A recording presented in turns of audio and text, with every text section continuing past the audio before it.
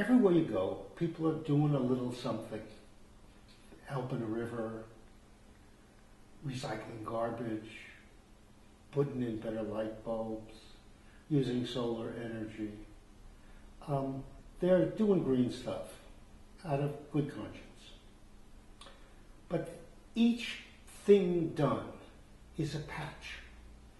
The problem we face globally is there are an infinity of patches, and there are not an infinity of solutions, nor are there an infinity of people to deal with this infinity of patches. Rather, we have to start looking at systems. There are not an infinity of systems. There are enough people and enough energy to work with the transformation of systems and the regeneration of systems.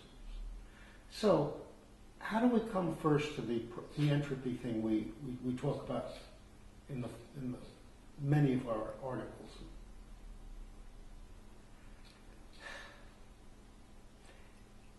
Entropy happens, that is to say, let's take a watershed. Helen will talk about it in another way. You chop all the trees down in the watershed.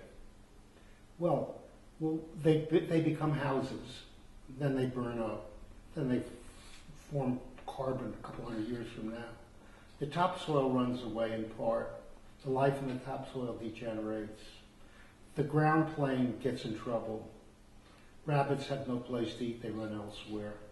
What you have is a loss of energy in the watershed.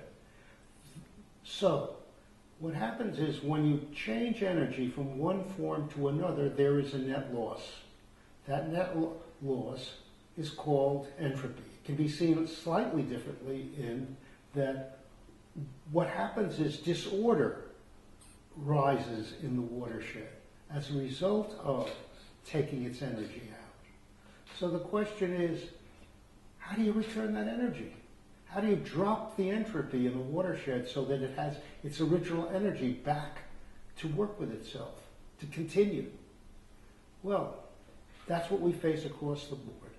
Almost all of our manufacture takes from this or that system, but does not return. Almost all of nature, to continue, gives and takes and takes and gives, and self-complicates and self-organizes through that process.